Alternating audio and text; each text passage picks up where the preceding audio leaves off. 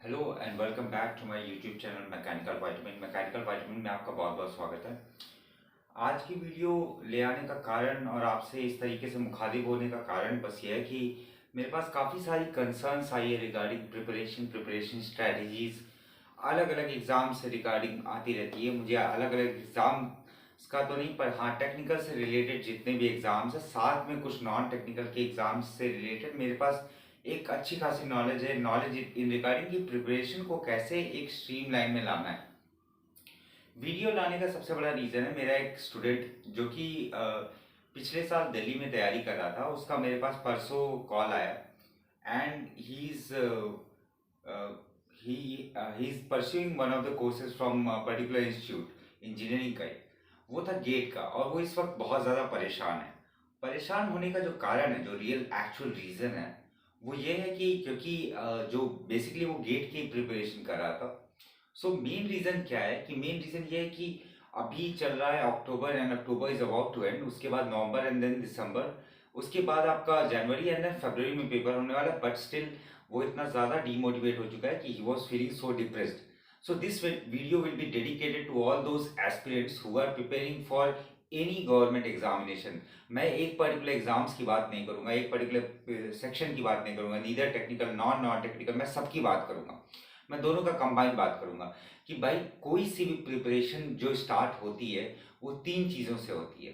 पहला होता है कि आपको सिलेबस पता होना चाहिए, क्या पूछा जाएगा ये पता होना चाहिए। आपको पता होना चाहिए प्रीवियस ईयर क्वेश्चंस के बारे में पता होना चाहिए, या आप बुक से पढ़िए या किसी ऐप के थ्रू पढ़िए, लेकिन प्रीवियस ईयर क्वेश्चन की नॉलेज होना बहुत ज़्यादा ज़रूरी है। और तीसरी और सबसे इम्पॉर्टेंट चीज़ ये है रिवीजन और प्रैक्टिस। ये जो चीज़ें हैं, ये आप हर एक एग्ज़ाम में इसका कोई तोड़ है नहीं, ठीक है।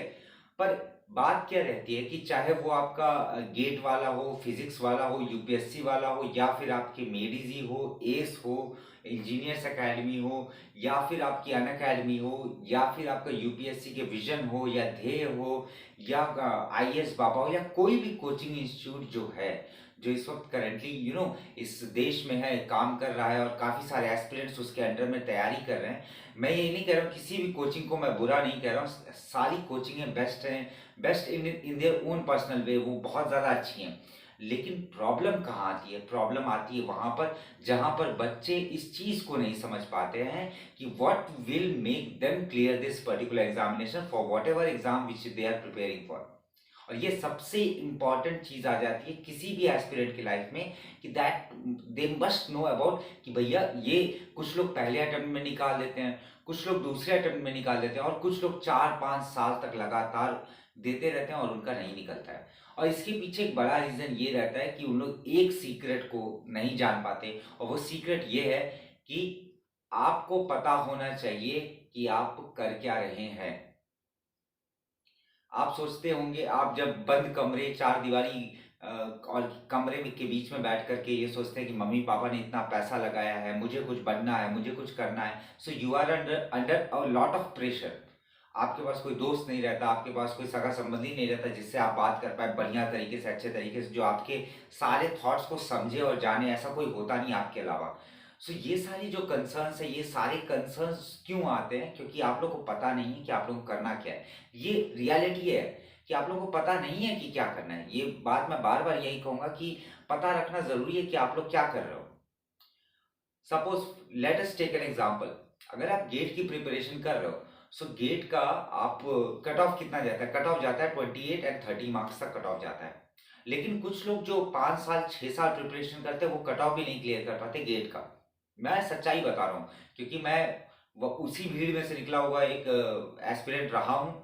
तो मुझे पता है कि 5 साल 6 साल तक बच्चे लगे रहते हैं, लेकिन उनका कट ऑफ क्लियर नहीं होता। And what is the reason behind that? The reason behind that is a very simple thing, that is कि वो बार बार कोचिंग पर इतना ज़्यादा डिपेंड हो जाते हैं।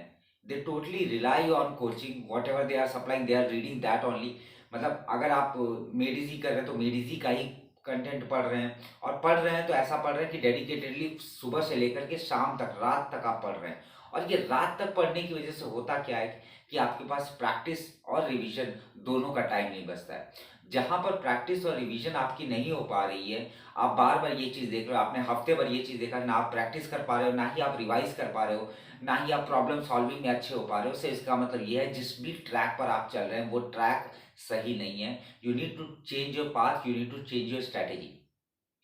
और स्ट्रैटेजी बिल्डिंग में सबसे अहम भूमिका निभाता है आपका self conscious.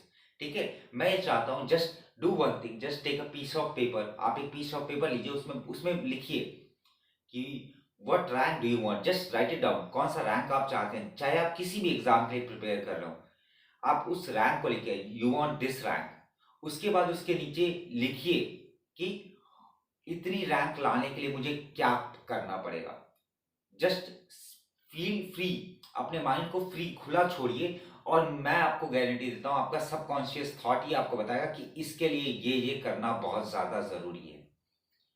Previous year question, practice, revision, साथ में सिलेबस देखना, साथ में टेस्ट सीरीज सॉल्व करना, किस तरीके से देना, अटेम्प्ट कैसे देना, सब कुछ आप लिखते जाइए और फिर उन सब में से चेक करिए कि आप कौन सी चीज़ कर रहे हैं। इफ़ यू फाइंड इट कि हाँ भाई मैं 80% चीज़ें कर रहा हूँ, तो मतलब तो आप राइट ट्रैक पर हैं। लेकिन अगर आप बहुत कम चीज़ फॉलो कर रहे हैं, सो आप रॉन्ग ट्रैक पर हैं, and you need to stop that particular thing. चाहे आप किसी भी कोचिंग को ज्वाइन करते हैं, चाहे आप गेट वाला को ज्वाइन करें, यूपीएससी वाला को ज्वाइन करें, आईएएस बाबा, विजन आईएएस, या किसी भी कोचिंग, या खान सर, किसी को भी आप ज्वाइन करिए, ये बात हमेशा याद रखिएगा, कोई भी कोचिंग आपके सक्सेस का रास्ता नहीं बना सकती जब तक आप खुद अपनी रास्ता मतलब खुद अपने रास्ते को तय नहीं करते। आपको कोचिंग इंस्टीट्यूट पे कम से कम डिपेंड रहना पड़ेगा, और अपनी सेल्फ स्टडी, अपनी प्रिपरेशन पे ज़्यादा से ज़्यादा फोकस्ड और डिपेंडेंट रहना पड़ेगा। बहुत बच्चे क्या करते हैं, मैं मेडिजी की हकीकत बताता हूँ, क्योंकि मैं मेडिजी में भी पढ़ा हूँ, तो मुझे एक बात का आइडिया है कि मॉर्निंग 8 बजे से लेकर के शाम को 6 बजे तक क्लासेस चलती हैं, कई बार 8 से लेकर के 10 तक भी चलती हैं। ये बात सच है, ये बात हकीकत है, आप मेडिजी के बच्चों से पूछ सकते हैं। सुबह 8 से लेकर के रात के 10 बजे तक भी क्लास चलती है, और यही हालत रहता है आपका यूपीएससी की प्रिपरेशन में भी। मॉर्निंग से लेकर के इवनिंग तक क्लासेस चलती हैं, अलग अलग बैचेस में चलती हैं, भीड़ बहुत ज़्यादा होती है। इन सब की वजह से ये होता है, इन सब की वजह से बच्चे फंस जाते हैं ट्रैप में कि मम्मी पापा ने इतना पैसा लगाया है, सो मुझे ये सारी क्लासेस में अटेंड करूंगा, और मुझे बहुत अच्छी तरीके से चीज़ें समझ में आ रही है, सो मैं ये बहुत अच्छी तरीके से पढ़ूंगा, और बहुत अच्छी तरीके से, इतना अच्छे तरीके से मैं अपने कॉन्सेप्ट क्लियर करूंगा कि दैट मुझे इंटरव्यू में भी दिक्कत ना हो। बिल्कुल बढ़िया बात है, आप अपने मम्मी पापा का ख्याल रख रहे हो, आप पैसों का ख्याल रख रहे हो, आप देख रहे हो कि वहां पर आप पढ़ने गए तो आप पूरे के पूरे क्लासेस कर रहे हो, बिल्कुल। बट क्या आप उस डायरेक्शन में हो? आप क्या करने आए हो? आप एग्जाम क्लियर करने आए हो। ठीक है, आप एग्जाम क्लियरिंग के ऊपर ज्यादा फोकस करो, instead of gathering all sort of knowledge which is not very useful for a particular examination. For example, अगर मैं किसी गेट की ही बात करता हूँ, गेट एग्जाम की बात करता हूँ, तो गेट एग्जाम में होगा क्या? आपके टेक्निकल सब्जेक्ट्स हैं, और आपका मैथमेटिक्स और इंजीनियरिंग, इंजीनियरिंग एप्टीट्यूड और इंजीनियरिंग मैथमेटिक्स, यही है, दो चीज़ें बेसिक है। तो अगर आप यही देखेंगे, लेट अस सपोज आपको लाना है, मान लीजिए अंडर अंडर 100 रैंक लानी है, सो अंडर 100 रैंक लाने के लिए आपको कुछ चीज़ें आप नहीं छोड़ सकते, सिंपल सी बात है। आप मैथमेटिक्स नहीं छोड़ सकते, आप एप्टीट्यूड नहीं छोड़ सकते, आप strength of material, fluid mechanics, theory of machine नहीं छोड़ सकते, बिल्कुल। लेकिन कोचिंग इंस्टीट्यूट क्या करते हैं, कास्टिंग जैसा सब्जेक्ट हो गया, जैसे मटेरियल साइंस हो गया, जैसे आपके प्रोडक्शन के कुछ कुछ ऐसे टॉपिक जो कि कभी नहीं पूछे जाते, उन उन पर तक 20 से 40 घंटे तक वेस्ट करवाती है। और ये नए स्टूडेंट जो भी जाते हैं, ये लोग नहीं रियलाइज कर पाते कि फोकस कहाँ पर करना है। उन लोग 40 घंटे की कास्टिंग करें, बल्कि गेट में उससे केवल 2 to 4 मार्क्स का आएगा, उससे ज्यादा नहीं आएगा। ये चीज आप लोगों को ध्यान में रखनी चाहिए कि क्वेश्चन कहाँ से पूछा जा रहा है। इसीलिए मैंने क्या कहा था, तीन चीजें, एक सिलेबस, एक प्रीवियस ईयर क्वेश्चन, और एक रिवीजन और प्रैक्टिस। ये तीन चीजें आप लोग को एकदम रट जानी है कि भैया यही चीज है जो है, और यही आपको सेपरेट करती है from the crowd to become a topper, the main thing. बाकी चीजें, बाकी आप बुक्स कौन सी, आप जो बुक फॉलो कर रहे होगे, हजार और लाख एस्पिरेंट्स लोग वही बुक फॉलो कर रहे होंगे। आप जो टेस्ट सीरीज दे रहे होगे, हजार लाखों स्टूडेंट वही टेस्ट सीरीज दे रहे होंगे। आप जिस तरीके से 8 घंटे 10 घंटे पढ़ रहे हो, बहुत सारे लाखों स्टूडेंट्स वही कर रहे होंगे। लेकिन क्या सेपरेट करेगा आपको और बाकी सारी भीड़ से, वो ये है कि आपको कितनी अच्छी तरीके से प्रीवियस ईयर का नॉलेज है, आप कितने अच्छी तरीके से रिवाइज कर पा रहे हो, और कितने अच्छी तरीके से आप डेली प्रैक्टिस कर पा रहे हो क्वेश्चंस का। जब तक आपके पास ये नहीं रहेगा, आप केवल और केवल थ्योरी चाट रहे हो, मुझे पता है ये हार्श वर्ड है, but this is the reality. आप उन सब्जेक्ट्स पे एक्स्ट्रा एफर्ट लगा रहे हो जिन सब्जेक्ट का वेटेज ही नहीं है। और जब वेटेज नहीं रहेगा तो उसके पीछे मेहनत करके क्या मतलब है? मतलब फैक्ट की बात देखो ना, आप क्या करने को, आप कोई एग्जाम क्लियर करने गए हो, आप यूपीएससी क्लियर करने गए हो। अब आप उन यूपीएससी तो चलिए अनप्रडिक्टेबल आ जाता है मान लीजिए, लेकिन अगर और भी एग्जाम्स हो गए, जैसे जेई का एग्जाम हो गया, जैसे आपका इंजीनियरिंग सर्विसेज हो गया, या आपका गेट हो गया, ये सारे पेपर की भी अगर बात करेंगे तो क्या होगा कि इसमें कंफ्यूजन आ जाती है। 40 घंटे आप वही पढ़ रहे हो, वही सब्जेक्ट बार बार पढ़ रहे हो, और वो थ्योरी सब्जेक्ट है, आपको इंटरेस्टिंग लग रहा है। टीचर्स भी बढ़िया मजे लेकर के 8-8 10-10 घंटे पढ़ा रहे हैं, उनको क्या, उनको तो बढ़िया करोड़ों रुपए मिल रहे हैं यार पढ़ाने के। बट यहाँ पर दांव आपका फ्यूचर लगा है। अगर एक साल बर्बाद होता है, मैं बता रहा हूँ, you would have lost your 365 days. और ये 365 डेज मतलब समझिए कि आप जिंदगी भर उस चीज को नहीं पा सकते। You would lost everything. So ये मैसेज मैं सारे एस्पिरेंट्स को देना चाहता हूँ कि आप कोचिंग के ट्रैप्स में मत फंसिए।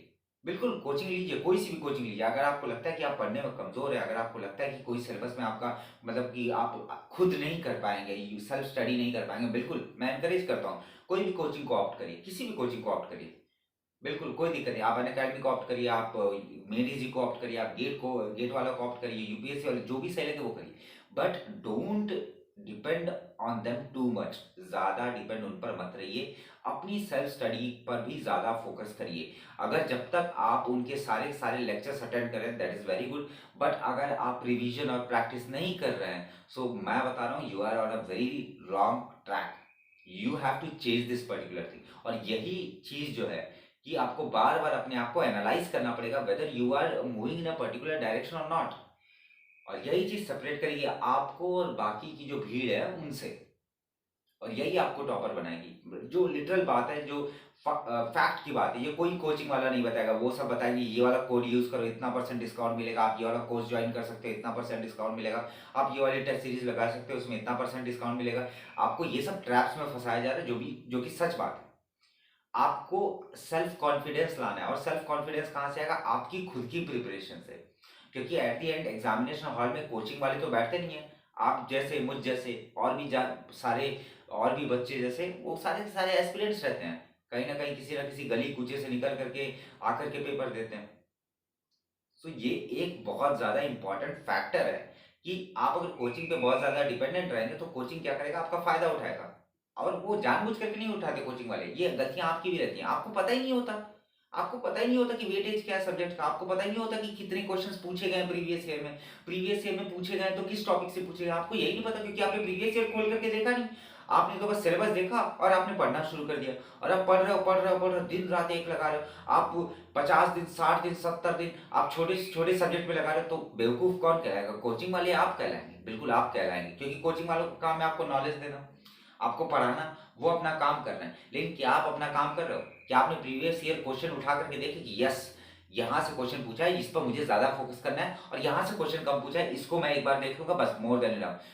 ज्यादा से ज्यादा टाइम उस पर फोकस करना है जैसा पैटर्न आ रहा है, जैसा पैटर्न चलता चला आ रहा है। अगर आप ये सोचते कि भाई आप केवल थ्योरी पढ़ करके बढ़िया नंबर लेते होगे और पास हो जाओगे, तो सॉरी, मैं जनरल कैटेगरी की बात कर रहा हूँ, ठीक है, सॉरी फॉर दिस, ये पॉसिबल नहीं हो पाएगा, ठीक है। और जनरल को तो और ज़्यादा मेहनत करनी पड़ती है, ठीक है। मैं किसी कैटेगरी का भी नहीं कर रहा हूँ, बट हाँ, ये बात आप ध्यान में रखिए कि कोई भी कोचिंग जो होती है ये यही कराएगी कि आपको पढ़ा देगी, लेकिन जब आप एग्जामिनेशन हॉल में बैठोगे तो आपका जो कॉन्फिडेंस आता है, जो सबकॉन्शियस माइंड जो आपका वर्क करता है, वो केवल और केवल एक चीज पे करता है, वो होता है आपकी प्रैक्टिस, वो होता है आपका रिवीजन। आप अगर प्रैक्टिस और रिवीजन नहीं कर रहे हो, so it is a high time for you to wake up and try to analyse yourself, ठीक है। मैं वीडियो ज्यादा लंबी नहीं रखूंगा, यही मैसेज मुझे आप तक पहुंचाना था। और इस बात का बिल्कुल ध्यान रखिए, एक पेपर उठाइएगा, उस पर लिखिए कौन सी रैंक चाहते हैं, और उसके बाद नीचे लिखना शुरू करिएगा पॉइंट नंबर 1, इस रैंक को पाने के लिए आपको क्या क्या करना पड़ेगा। और उसके बाद एनालाइज करिए कि क्या आप इनमें से कोई भी काम कर पा रहे हैं।